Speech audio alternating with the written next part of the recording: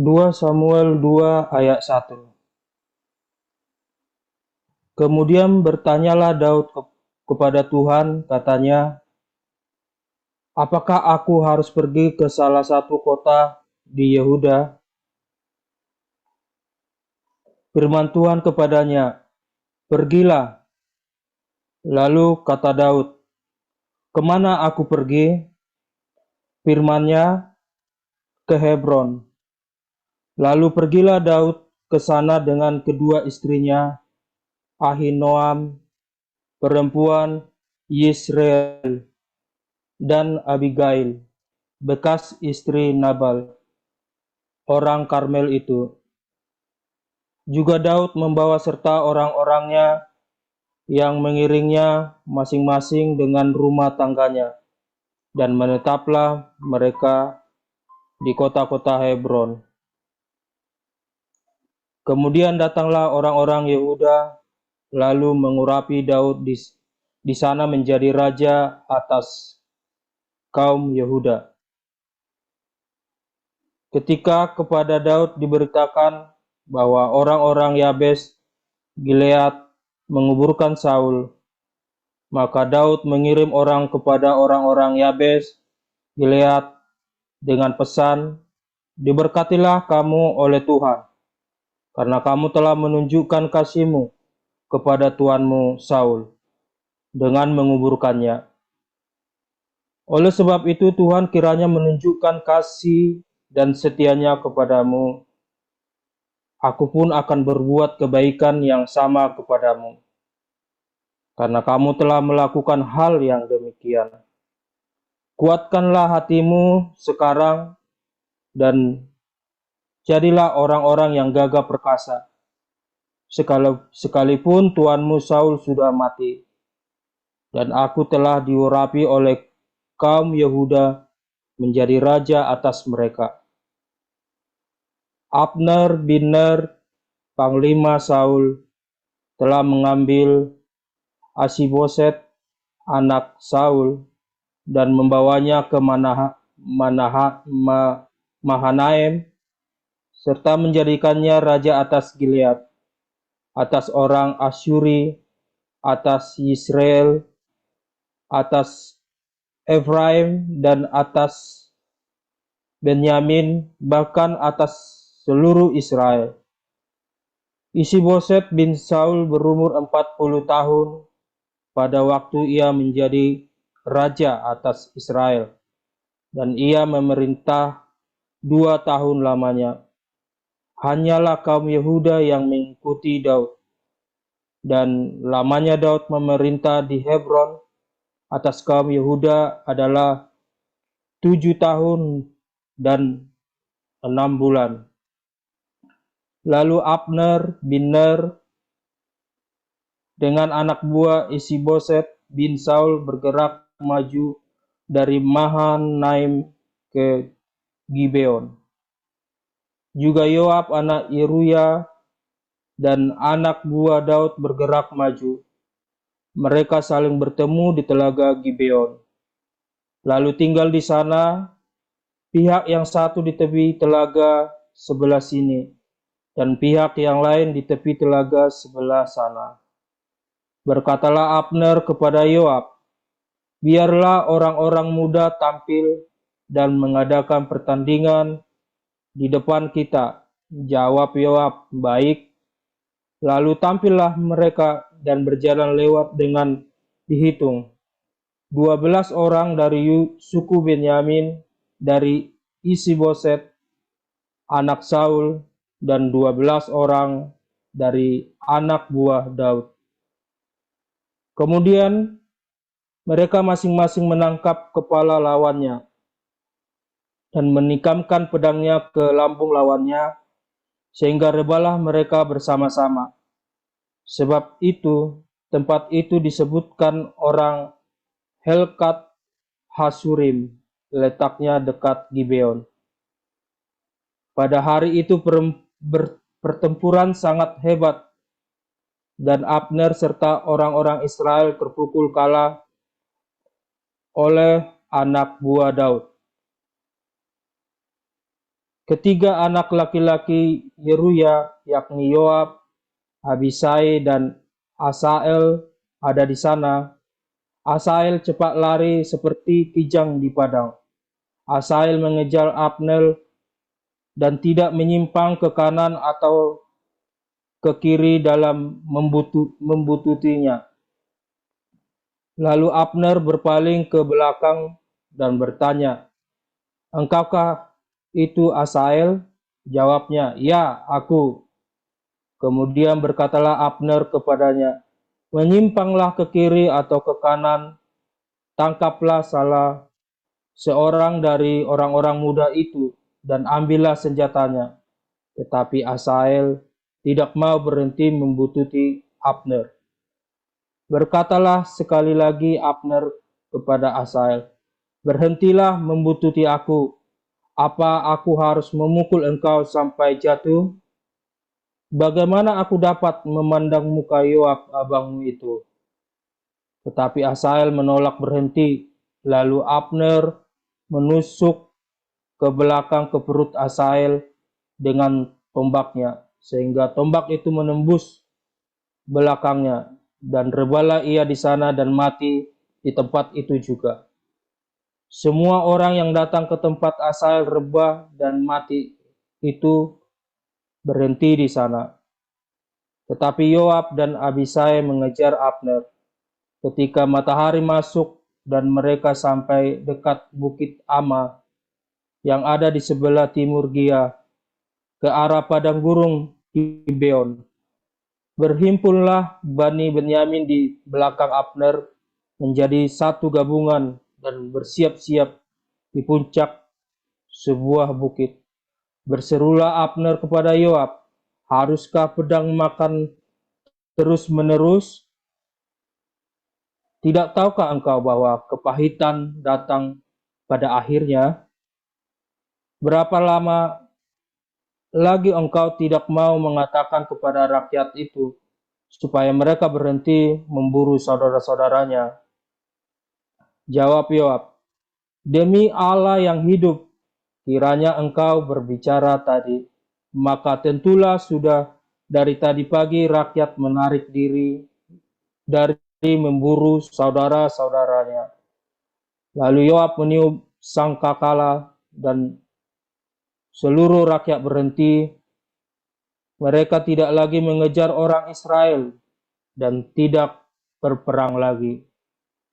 Semalam malaman Abner dan orang-orangnya berjalan melalui Araba Yordan, menyeberangi sungai Yordan, berjalan terus hampir sepanjang siang, lalu sampai ke Mahanaim.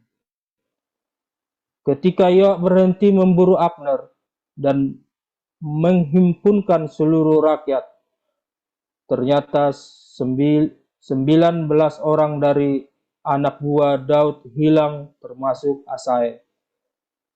Tetapi anak buah Daud menewaskan dari suku Benyamin, dari orang-orang Abner, 360 orang.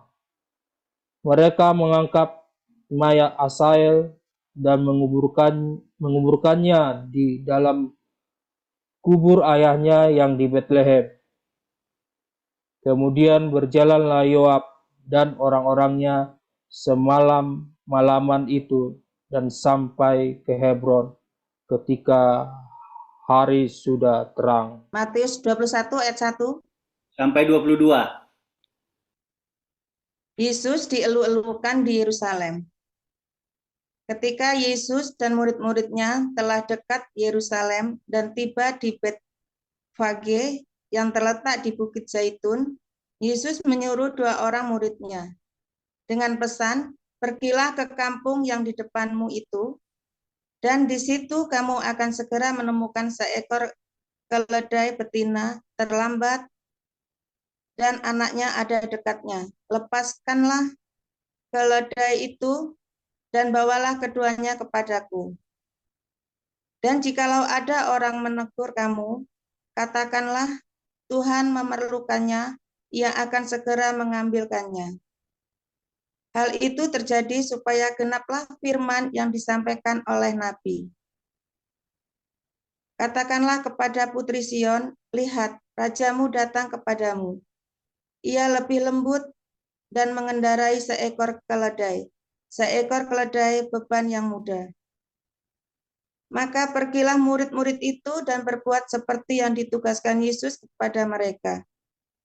Mereka membawa keledai betina itu bersama anaknya, lalu mengalasinya dengan pakaian mereka, dan Yesus pun naik ke atasnya. Orang yang sangat besar jumlahnya menghamparkan pakaiannya di jalan. Ada pula yang memotong ranting-ranting dari pohon-pohon dan menyebarkannya di jalan. Dan orang banyak yang berjalan di depan Yesus dan yang mengikutinya dari belakang berseru katanya, Hosana bagi anak Daud, diberkatilah dia yang datang dalam nama Tuhan. Hosana di tempat yang maha tinggi.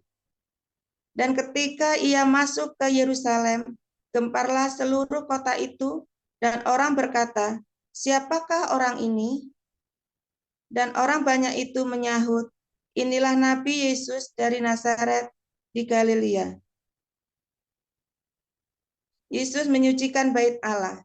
Lalu Yesus masuk ke bait Allah dan mengusir semua orang yang berjual beli di halaman bait Allah. Ia mengembalikan meja-meja penukar uang dan bangku-bangku pedagang merpati. Dan berkata kepada mereka, ada tertulis rumahku akan disebut rumah doa, tetapi kamu menjadikannya sarang penyamun. Maka datanglah orang-orang buta dan orang-orang timpang kepadanya dalam bait Allah itu dan mereka disembuhkannya. Tetapi ketika iman-iman kepala dan ahli-ahli Taurat mereka mujizat-mujizat yang dibuatnya itu dan anak-anak yang berseru dalam bait Allah, Hosana bagi anak Daud. Hati mereka sangat jengkel. Lalu mereka berkata kepadanya, engkau dengar apa yang dikatakan anak-anak ini? Kata Yesus kepada mereka, aku dengar. Belum pernahkah kamu baca? Dari mulut bayi-bayi dan anak-anak yang menyusu, engkau telah menyediakan puji-pujian. Lalu ia meninggalkan mereka dan pergi keluar kota, ke Betania, dan bermalam di situ. Yesus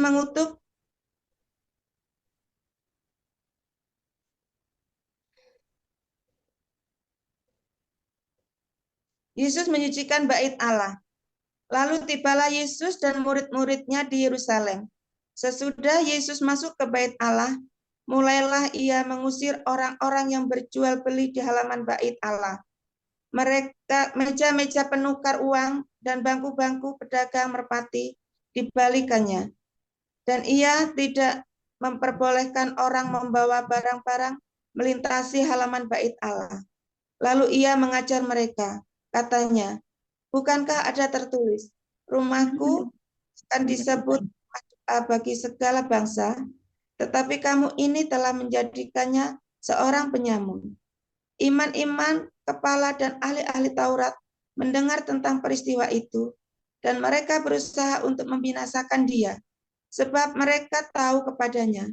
Melihat seluruh orang banyak takjub akan pengajarannya. Menjelang malam mereka keluar lagi dari kota. Pohon ara yang sudah kering, nasihat Yesus tentang doa. Pagi-pagi ketika Yesus dan murid-muridnya lewat, mereka melihat pohon ara tadi sudah kering sampai ke akar-akarnya. Maka teringatlah Petrus akan apa yang telah terjadi. Lalu ia berkata kepada Yesus, Rabi, lihatlah, pohon ara yang kau kutuk itu sudah kering. Yesus menjawab mereka, percayalah kepada Allah, aku berkata kepadamu, sesungguhnya barang siapa pada gunung ini, beranjaklah dan tercampaklah ke dalam laut, asal tidak bimbing hatinya. Tetapi percaya bahwa apa yang dikatakannya itu akan terjadi, maka hal itu akan terjadi baginya. Lalu Yesus masuk ke bait Allah, dan ketika ia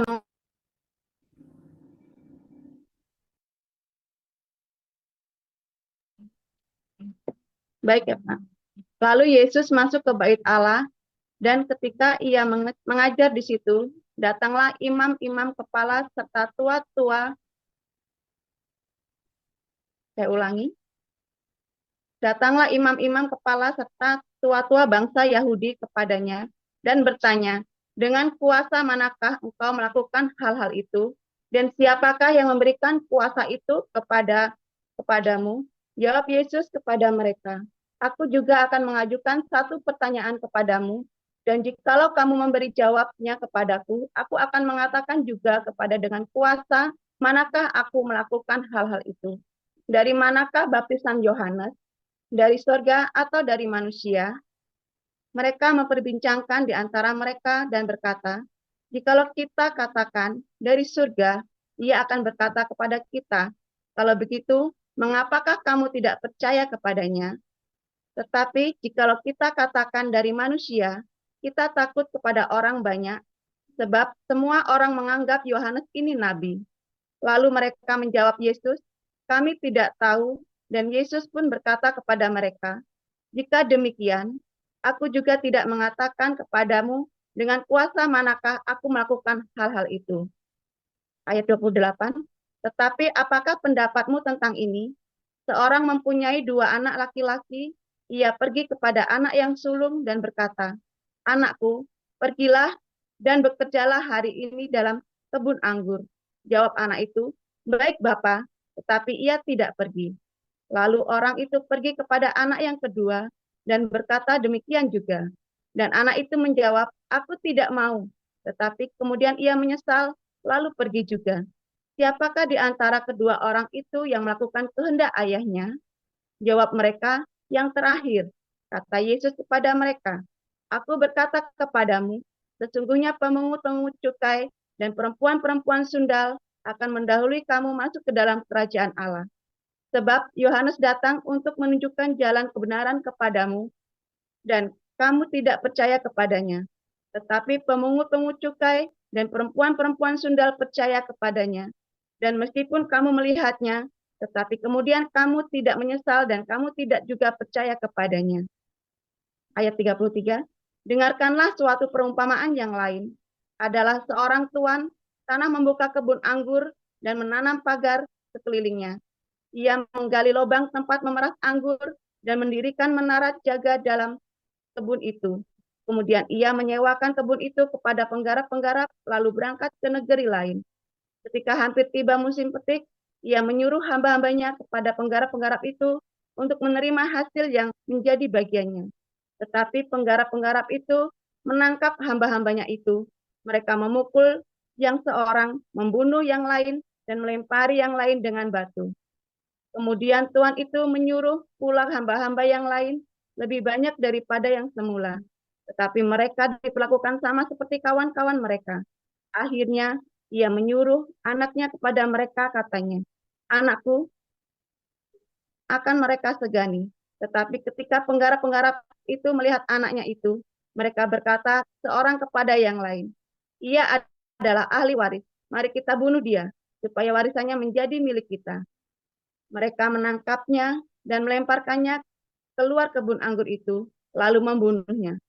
Maka apabila tuan kebun anggur itu datang, apakah yang akan dilakukan dengan penggarap-penggarap itu? Kata mereka kepadanya, ia membinasakan orang-orang jahat itu, dan kebun anggurnya akan disewakan kepada penggarap-penggarap lain, yang akan menyerahkan hasilnya kepadanya pada waktunya. Kata Yesus kepada mereka, belum pernahkah kamu baca dalam Alkitab suci, batu yang dibuang oleh tukang-tukang bangunan telah menjadi batu penjuru. Hal itu terbaik dari pihak Tuhan, satu perbuatan ajaib di mata kita. Sebab itu aku berkata kepadamu, bahwa kerajaan Allah akan diambil daripadamu dan akan diberikan kepada satu bangsa yang akan menghasilkan buah kerajaan. Dan barang siapa jatuh ke atas batu itu, ia akan hancur, dan barang siapa ditimpa batu itu, ia akan remuk. Ketika imam-imam kepala dan orang-orang Farisi mendengar perumpamaan-perumpamaan Yesus, mereka mengerti bahwa mereka lah yang dimaksudkannya, dan mereka berusaha untuk menangkap dia, tetapi mereka takut kepada orang banyak. karena orang banyak itu menganggap dia nabi. Haleluya, luar biasa. Oke, bisa tolong di spotlight punya saya. Saudara, mengapa Tuhan Yesus datang ya masuk ke Yerusalem waktu mau disalib itu dengan menunggangi keledai ya.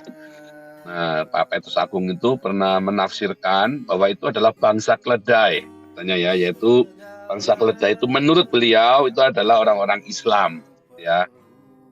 Nah, tetapi apakah betul arti Mesias menunggangi keledai yang dalam Zakaria 9 itu adalah Mesias akan datang dengan menunggangi orang Islam? Ternyata orang Yahudi tidak pernah berpikir seperti itu, saudara ya. Karena ada dua cara ya Mesias datang di dalam Vayislah ya, why Messiah will ride a donkey, Likutai Sikos ya, dalam Likutai Sikos yang ditulis oleh seorang rabai ya, oleh seorang rabai Yahudi ya, saudara ya. Ini materi ini saya kirim sebagai salah satu pengayaan untuk di Likutai Sikos ini sebagai pengayaan untuk Agnes Bible College, saudara ya. Nah, saudara, ternyata makna keledai itu ya, saudara ya,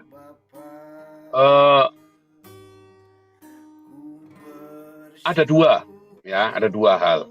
Kalau kita melihat Abraham ketika membawa Ishak untuk dikorbankan, maka dia membawa keledai lalu di atasnya kayu bakar dan semua material. Nah, ada di dalam di dalam kisah Abraham yang membawa Ishak untuk dikorbankan, lalu semua materialnya ya, kayu bakar dan segala peralatan untuk persembahan akidah namanya ya, persembahan akidah itu ditaruh di atas punggungnya keledai. Nah, ternyata kata keledai ya atau khomer ya, khamor ya, keledai atau khamor ya, itu punya unsur kata 3 huruf ya, huruf het, mem dan res yang sama dengan material tadi, kayu bakar yang tetek bengek itu untuk persembahan akidah, yaitu khomar ya, ya khamor, khomar ya, khamor dan khomar. Khamor itu keledai, khomar itu material untuk persembahan. Material persembahan itu ditaruh di atasnya keledai. Yang kedua, saudara, waktu Musa ya membawa keluarga mengirim keluarganya ya ke rumah mertuanya, maka istrinya dan anaknya juga ditaruh di atas keledai. Di dalam tradisi Yahudi, istri itu adalah melambangkan dia sendiri dan anak itu melambangkan adalah penerusnya, saudara ya. Jadi ada 2 hal tentang keledai ini ya, yaitu satu material untuk korban, yang kedua korban bakaran itu sendiri, saudara ya. Itu menurut orang Yahudi loh ya, saudara ya, menurut orang Yahudi sendiri. Jadi ini saya tidak melakukan tafsir bebas, tetapi saya mencoba supaya Anda paham bahwa keledai yang dimaksud itu bukan orang Islam ya, saudara ya. Nah, kedua, saudara, di dalam Daniel ya, kalian melihat di dalam Daniel 7 ya kalau salah ya, katakan Mesias akan datang di atas awan, saudara ya, diselimuti awan, bukan di atas awan mas wokong, saudara ya, tapi dalam awan-awan ya, dalam sekinah glory maksudnya. Jadi ada 2 hal cara Mesias datang ya, yaitu dengan menunggang keledai dalam Zakaria 9 dan dalam Daniel 7 dengan diselimuti awan, saudara. Ya, ada 2 hal. Mengapa ada 2 cara? Ternyata menurut si orang rabai Yahudi ini, Mesias akan datang melihat kondisi umatnya. Kalau kondisi umatnya layak, maka Mesias akan datang dalam awan-awan, dalam sekinah glory. Ya. Tapi kalau melihat kondisi umatnya tidak layak, maka Mesias akan datang dengan menunggang keledai, saudara. Mengapa harus menunggang keledai? Menandakan poor, kemiskinan. Artinya compang-camping, artinya udah aduh kasihan ya. Ya begitu saudara. Dan ingat tadi kata hamor dan komar. Hamor itu keledainya, komar itu beban yang di punggungnya keledai. Yang untuk persembahan akidah, persembahan bakaran. Jadi kalau Mesias datang, kondisi umatnya tidak layak, maka Mesias itu akan dikorbankan untuk persembahan, saudara. Yaitu Yesus masuk ke Yerusalem, naik keledai untuk disalib, sembah. Dalam keadaan miskin, ya, dalam keadaan bersahaja, dalam keadaan di mana umat manusia, umatnya yaitu orang Israel memerlukan penebusan, memerlukan keselamatan. Makanya di dalam Wahyu bilang kan, kamu tuh ngerasa kamu tuh sombong, kamu pikir tuh kamu kaya, padahal kamu miskin, melarat, telanjang, gitu ya. Makanya Yesus datang dalam keadaan miskin, saudara. Dalam tanda kutip ya, dalam keadaan miskin itu artinya dalam kesederhanaan, segala kesederhanaan. Tetapi kalau umatnya layak dan siap sedia ketika Mesias datang, maka Mesias datang di dalam Shekinah Glory. Lalu kita yang percaya kepada Mesias, yang menanti-nantikan Mesias, akan dirubah hidupnya. Ya, dengan tubuh kemuliaan, tubuh sang Mesias. Tidak dua ya. Kalau umatnya nggak layak, Mesias datang dengan keledai. Artinya, ya harus dikorbankan. Kalau umatnya layak, itu nanti, saudara ya, karena ada penebusan, maka Mesias akan datang dengan awan-awan. Itu tepat sekali. Jadi tanpa sadar, orang Yahudi sedang cerita, Yesus yang datang pertama kali dengan keledai, dan Yesus yang kedua kali nanti di dalam awan-awan, saudara. Yang datang pertama kali, umat manusia benar-benar tidak dalam keadaan layak. Yang kedua kali, maka ada orang-orang yang sudah dilayakkan oleh penebusan darah Yesus. Makanya dia datangnya dalam Shekinah Glory, di awan, dalam awan kemuliaan. Ya, apa maksudnya dalam kehidupan kita, saudara? Saudara, ketika Mesias datang dalam segala kesederhanaan kemiskinan, Yesus berkata, berbahagialah orang yang miskin di hadapan Allah. Seringkali kita sombong dengan diri kita. Kita merasa bisa melakukan ini dan itu. Kita merasa kita punya uang. Kita merasa kita punya dikjaya, punya bakat, punya kemampuan. Lalu kita mulai bekerja dengan daging kita, saudara. Akhirnya kita banyak korbankan anak, istri, keluarga. Kita korbankan handai tolan, ya sakit hati. Gara-gara kita ngotot, kerjaan kita kudu beres, sementara kita melakukannya dengan kekuatan kita sendiri. Dan kita banyak sekali mengorbankan orang-orang yang bersama dengan kita, bahkan orang-orang yang mengasihi kita pun kamu sakiti, saudara. Ya kan? Bahkan kita menyakiti orang-orang yang mengasihi kita, karena kita bekerja dengan kekuatan kita sendiri, padahal kita miskin, melarat, telanjang, tidak berdaya, tidak mampu apa-apa, saudara. Jadi hari ini Anda yang merasa tidak berdaya, berbahagia Anda. Itu adalah kabar yang baik, start yang baik. Wah, aku tidak bisa apa-apa, aku ini begini, aku kurang. Oh, itu start yang baik, datang sama Tuhan. Bilang, jangan sama saya, bilangnya. Aku ini tidak berbakat, aku ini IQ-nya rendah, aku ini pendidikannya rendah, aku ini tidak punya uang. Oh, bagus. Kesempatan kamu datang pada Yesus dan Tuhan sayang, suka sekali. Ketika kamu datang kepada Tuhan, Tuhan, aku ini tidak bisa apa-apa, aku ini loyo, aku ini tidak berpotensi, aku ini tidak berbakat, aku ini tidak pintar, aku ini miskin, Tuhan. Oh, Tuhan suka, saudara. Suatu hari saya lulus SMA, ya saudara ya, saya masuk kuliah. Setelah saya lulus kuliah, karir saya selalu bagus. Dalam segala hal saya selalu bagus, saudara. Ketika saya melayani Tuhan, selalu bagus, saudara. Waktu itu saya berpikir, oh, saya hebat, Tuhan pilih. Tuhan pilih saya. Karena saya dilahirkan dengan segala bakat yang saya punya, saudara. Dan hancur. apa yang saya punya itu, apa yang saya pikir saya bisa. Benar-benar saya dipermalukan oleh kebanggaan saya sendiri. Hancur, saudara. Dengan segala macam kebanggaan saya, hancur. Kemudian, ketika Tuhan suruh saya kembali melayani, ngulangin lagi, dikasih kesempatan kedua. Oke, sekarang kamu layani aku lagi. Bahkan saya masuk penjara 2 kali, loh, saudara. Ya. Kemudian, kesempatan yang kedua, saya datang, Tuhan kan tahu. Saya sudah tidak ada nama baik, tidak ada reputasi yang baik, tidak ada lagi yang bisa saya banggakan. Uang juga sudah nggak punya, apapun sudah habis, harga diri pun sudah habis. Bagus, istri masih ada bersama dengan saya. Padahal istri juga hampir meninggalkan saya juga. Ya kan? Tapi semua Tuhan. Tuhan mau mengharap apa dari saya? Harusnya dulu Tuhan, saya bekerja, gaji saya puluhan juta, saya begitu hebat, saya punya anak buah ratusan, tinggal perintah ini, perintah itu. Kenapa enggak dulu Tuhan enggak kasih kesempatan saya melayani? Padahal saya mau Tuhan. Padahal saya nanya, bahkan saya kembali ke Salatiga untuk bisa melayani, malah hancur semua, akhirnya saya dipermalukan dengan luar biasa. Tuhan senang sekali ketika saya ngomong begitu, saudara.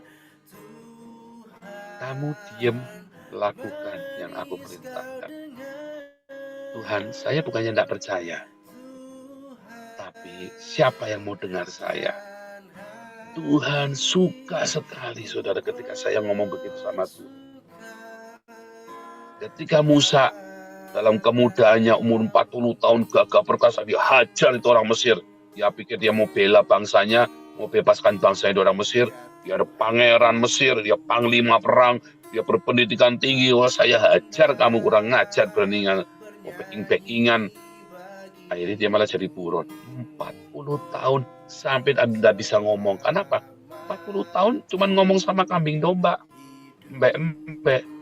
Sampai akhirnya dalam ketakutan dikejar-kejar mau dibunuh, dia harus bersembunyi. Ya, kalau di dalam Targum itu lebih jelas lagi ya. Musa itu sempat 7 tahun di penjara itu sama mertuanya, sama Rehuleah ya, sama Rehuleah itu kakeknya Sipora. Sempat di penjara itu. Musa itu 7 tahun atau 14 tahun itu di penjara itu ya. Terus baru akhirnya boleh menikah sama si Sipora itu.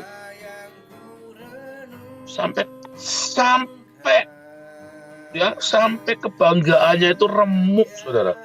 Bayangin kalau Anda dari seorang jenderal perang, tiba-tiba Anda jadi tukang angon domba yang kerjanya cuma ngangon domba domblong, saudara. Pekerjaan yang hina bagi orang Mesir loh. Ngangon domba itu pekerjaan yang paling rendah bagi orang Mesir, dan Musa itu dididik dengan didikan Mesir, saudara. Artinya dia turun kelas dari pangeran Mesir jadi tukang ngangon domba adalah pekerjaan yang kastanya paling rendah di antara orang Mesir. Dan Musa bilang, Tuhan, aku ini gagap, nggak bisa bicara. Tuhan, jangan aku, Tuhan. Ya, saudara ya. Tapi Tuhan selalu pakai orang-orang yang sadar dirinya tidak mampu. Tuhan sayang kalau kita sadar kita tidak bisa. Tapi jangan berhenti kita nggak bisa. Datang sama Tuhan. Tuhan, aku mau lakukan asal Tuhan tolong saya. Nah, itulah saudara. Itulah keledai beban yang mudah. Yang sederhana tetapi ditunggangi oleh seorang raja. Di dalam kesederhanaan itulah seorang raja akan duduk di atasmu, saudara. Yang akan melakukan suatu pekerjaan yang sangat mulia di muka bumi ini. Dengan segala ketidakmampuan kita. Bukan dengan segala kemampuan kita. Melayani Tuhan dengan segala kemampuanmu. Enggak, saudara.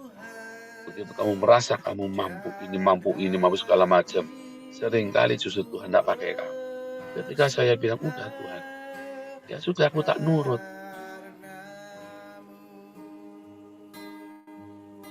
Ketika saya bilang, udah Tuhan. Ya sudah, aku tak nurut. Dan Tuhan kasih berbagai macam proyek-proyek yang luar biasa dan Tuhan buat berhasil. Sehingga saya sadar, oh iya Tuhan ya bukan saya ya Tuhan. Oh iya ya Tuhan ya bukan karena saya hebat ya Tuhan. Oh iya Tuhan ya, memang semuanya hanya Tuhan saja. Bisa sampai sejauh ini pelayanan kita ya saudara ya, sampai menggempar dengan gereja-gereja di Den Haag. Nah, ternyata hanya Tuhan ya. Sampai Gemeente, pemerintah Den Haag semua turun ikut ngawasin kita sekarang saudara ya. Nah, sampai pemerintah itu ikut ngawasin kita. Kemarin Bu Marjuni Pulianti saya kenalkan sama salah satu PIC Gemeente ya. Dari Gemeente itu pemerintah ya, pemerintah Kota Den Haag untuk ngasih makan. Sampai kita bikin heboh saudara ya. Justru karena ketidakbisaan kita saudara, bukan karena kebisaan kita. Kalau kita bisa, justru kamu akan menyakiti orang-orang sekitar. Kalau kamu merasa bisa, justru kamu akan sakiti orang-orang di sekelilingmu saudara. Kalau kamu merasa bisa, justru saat itu kamu sedang menghancurkan dirimu sendiri. Tetapi begitu kita, iya Tuhan, aku tidak layak, aku tidak bisa, tolong aku Tuhan. Maka Sang Raja datang, ya, menggunakan segala yang kamu nggak bisa itu untuk menjadi alatnya. Dan begitu kita ya merendahkan diri, maka Tuhan angkat kita, saudara, dan kita menjadi umat yang layak. Begitu kita layak, maka Tuhan akan datang di dalam Shekinah Glory, dalam kemuliaannya untuk memberkati kita di dalam kemuliaan, di dalam hadiratnya itu. Ya, saudara ya, itu rumusnya. Makanya kalau kamu bisa, jangan rumangsa bisa. Tetap datang Tuhan. Kelihatannya gampang Tuhan. Tapi kalau bukan karena Tuhan, ini bisa bahaya buat saya. Tuhan kelihatannya mudah. Tuhan ini kelihatannya murah. Kelihatannya baik. Tuhan tolong Tuhan. Pimpin selalu. Tanpa Tuhan pimpin, jangan biarkan aku jalan sendiri. Tolong Tuhan. Ingat-ingat cara doanya. Diulang lagi nanti ya. Rendahkanlah selalu hidupmu kepada Tuhan. Di dalam kebersahajaan. Di dalam kerendahan hati. Jangan rumangsa bisa. Jangan rumangsa kaya. Jangan kamu pikir kamu hebat bisa melayani Tuhan. Oh enggak. Lihat. Kamu akan hancurkan orang-orang sekeliling kamu. Karena kamu merasa hebat. Kamu bikin sakit hati orang-orang sekeliling kamu. Nah pikir kamu hebat kan. Orang lain gak ada yang hebat. Cuman kamu yang hebat kan. Padahal kamu tolol, miskin, melarat, telanjang. Tapi saat kita bilang Tuhan. Gak mungkin Tuhan kalau bukan karena Tuhan. Saya masuk Den Haag, saya bilang Tuhan. Saya ini sejarum di tengah jerami. Bagaimana caranya kita nyeruak begini Tuhan. Tuhan buka jalan dengan luar biasa. Seminggu 3 kali kita kasih makan ratusan orang di Den Haag saudara ya. Seminggu 3 kali kita kembarkan. Mulai banyak orang-orang ya. Yang nggak bener, yang maling, yang nipu semua. Itu kan orang-orang itu semua. Padahal orang Belanda juga ada saudari di antara mereka. Homeless ini. Sekarang bergabung bersama dengan kita. Oh orang-orang ini ya sama ingat Bu Adulam. Orang-orang bermasalah inilah nanti yang akan menuang balikan Den Haag. Ya saudara ya, yang akan menuai Den Haag orang-orang yang dianggap orang-orang gua adulam, para penjahat dan kriminal ini yang dipakai Tuhan. Ya, saya sudah kasih nubuatan ke beberapa orang yang sudah saya lemparkan nubuatan. Kalau Anda merasa tidak mampu, kalau Anda merasa tidak layak, Anda merasa miskin, melarat, bodoh, kurang pinter ini, kurang pinter itu, saatnya datang pada Tuhan. Tuhan, ini aku Tuhan. Aku memang tidak bisa, tapi Tuhan tolong aku. Pasti nanti bisa Tuhan kalau Tuhan tolong. Tuhan Yesus memberkati.